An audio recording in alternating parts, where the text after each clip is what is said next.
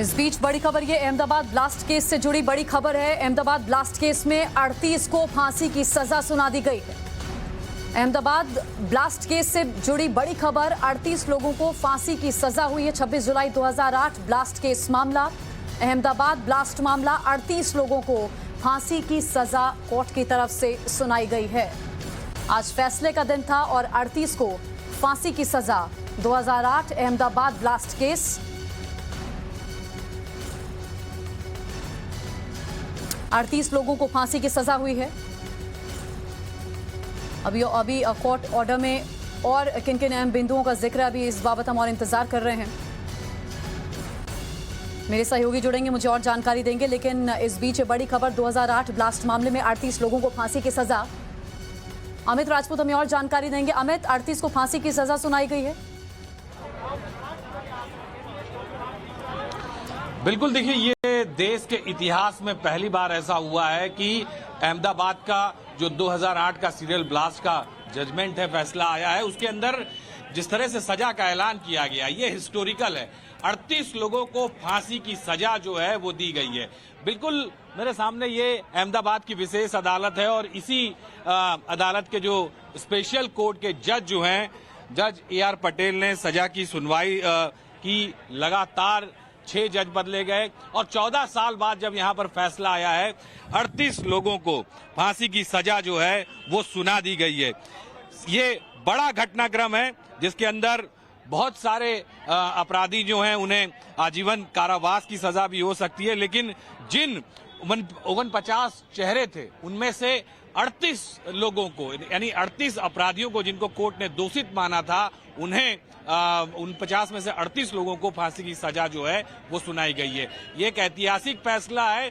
जज अभी भी जो फैसला है वो पढ़ रहे हैं, क्योंकि टोटल 49 एक्यूज जो थे वो दोषित हुए थे, 29 को निर्दोष छोड़ दिया गया था। लेकिन जिस तरह से आज ये फैसला आया है, ये एक बहुत बड़ा फैसला है। वर्ष 2008 में उन 70 मिनट में अहमदाबाद के 21 जगहों पर 23 धमाके हुए थे, उसको लेके आज ये फैसला जो आया है, कहीं ना कहीं ये एक बहुत बड़ा डिसीजन देश के इतिहास में अहमदाबाद की विशेष अदालत ने एक साथ 38 लोगों को फांसी की सजा सुनाई है। तस्वीरें अभी इस समय आपके टेलीविजन स्क्रीन पर भी है। तो 38 दोषी इस मामले से जुड़े, पहले ही बहस पूरी हो चुकी थी। आज फैसले का दिन था कि इन्हें क्या सजा सुनाई जाएगी। फांसी की सजा तय की है कोर्ट ने। अभियोजन पक्ष ने कोर्ट से सभी दोषियों के लिए फांसी की सजा मांगी थी और बचाव पक्ष लगातार कम से कम सजा दी जाए इस बाबत मांग कर रहा था, अपनी दलीलें दे रहा था। क्या कुछ दलीलें दी गई अभियोजन पक्ष की तरफ से, अमित राजपूत,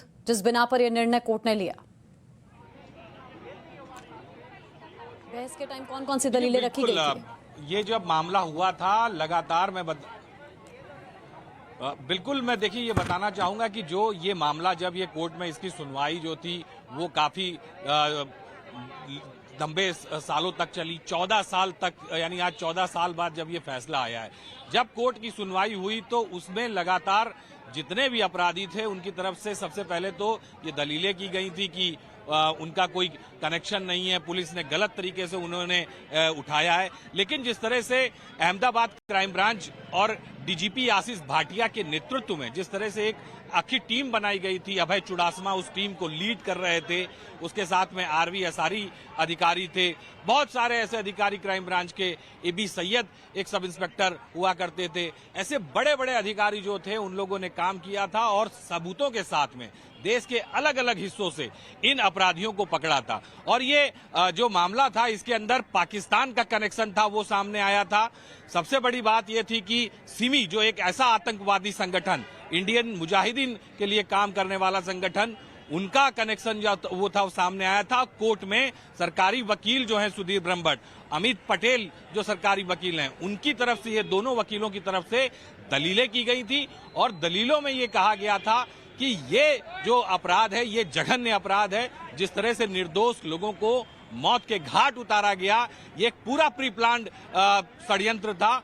और बचाव पक्ष की तरफ से हम बात करें तो बचाव पक्ष ने ये कहा था कि ये जो अपराधी हैं उनमें से कुछ अपराधियों की तरफ से जो उनके वकील थे उन्होंने कहा था कि हमारा जो रवैया है वो जेल में अच्छा रहा है तो हमें छोड़ा जाए और हमें कम से कम सजा का जो है वो प्रावधान दिया जाए। लेकिन कोर्ट ने ये नहीं माना है और 38 जो दोषित अपराधी थे उन्हें फांसी की सजा जो है आज वो कोर्ट ने सुना दी है। तो एक बड़ा फैसला, बड़ा ऐतिहासिक दिन, बड़ी बात जो है वो अहमदाबाद से, क्योंकि कोर्ट ने ये अपना रुख साफ कर दिया है। न्यायतंत्र ने आज ये जो निर्णय लिया है ये ऐतिहासिक निर्णय है और आने वाले दिनों में इस तरह के निर्णय से जो आतंक की कार्यवाही करने वाले आतंकी संगठन हैं उनके सामने एक जवाब है कि अगर आतंकी कार्यवाही इस देश में उसे अंजाम दिया तो उसका अंजाम जो है वो भारत का न्यायतंत्र जो है वो फांसी की सजा 2008 में अहमदाबाद में सिलसिलेवार 1 घंटे के भीतर 21 ब्लास्ट हुए थे।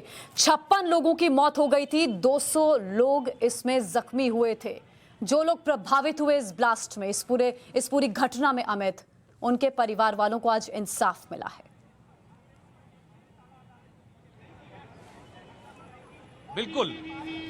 बिल्कुल इस बात को नकारा नहीं जा सकता है, क्योंकि ये वो दर्द था जिन लोगों ने सीरियल ब्लास्ट, मैंने भी सीरियल ब्लास्ट को देखा था, उस समय मैं भी इस न्यूज को कवर कर रहा था।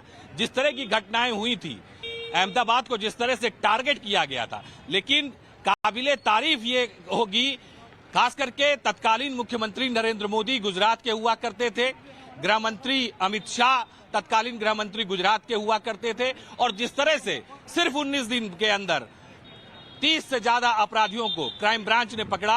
और 15 अगस्त का दिन था, जिस दिन 15 अगस्त को देश आजादी का जश्न मना रहा था, उसी 15 अगस्त को तत्कालीन मुख्यमंत्री ने इसकी घोषणा की थी कि हमने अहमदाबाद सीरियल ब्लास्ट के जो अपराधी हैं उन्हें पकड़ लिया है। तो ये एक बड़ी बात है। जब ये घटना घटी उस दिन अहमदाबाद शहर नहीं, पूरे गुजरात में अफरा तफरी का माहौल था। सूरत में भी बम प्लांट किए गए थे, लेकिन उनका समय नहीं था, इसलिए उन्हें ब्लास्ट नहीं किया गया था। अगला टारगेट सूरत था। लेकिन जिस तरह से तत्कालीन मुख्यमंत्री नरेंद्र मोदी ने काम किया, जिस तरह से अहमदाबाद में अलग अलग इलाकों पे जब ब्लास्ट हुआ, स्वयं तत्कालीन मुख्यमंत्री नरेंद्र मोदी, साथ में गृह मंत्री अमित शाह जो हैं वो वहां पहुंचे थे। उन्होंने एक एक स्पॉट का जायजा लिया था, जख्मी जो लोग थे उनसे मुलाकात की थी, और इन आतंक के आकाओं ने जिस तरह से अहमदाबाद का सिविल अस्पताल, जो एशिया का सबसे बड़ा अस्पताल कहा जाता है, जब अहमदाबाद में ब्लास्ट होंगे तो स्वाभाविक तौर से अहमदाबाद सिविल के अंदर उन मरीजों को, उन घायल जख्मी जो नागरिक है उन्हें ले जाया जाएगा। तो वहां भी उन लोगों ने 2 बड़े ब्लास्ट किए थे और वहां भी अफरा तफरी का माहौल था।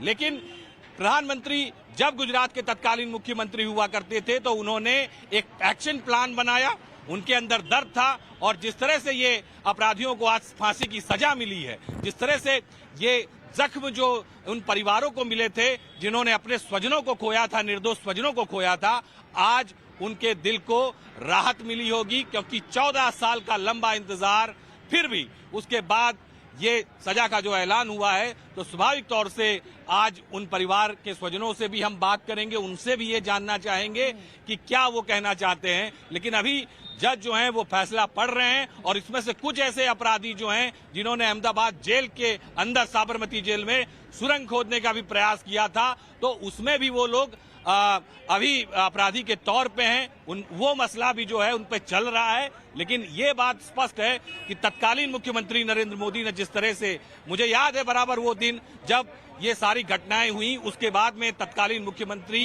पूरी रात नहीं सोए थे। कमिश्नर ऑफिस जो अहमदाबाद का था, उन्होंने वहां पे जाके एक लंबी मीटिंग की थी, सारे स्पॉट्स उन्होंने देखे थे।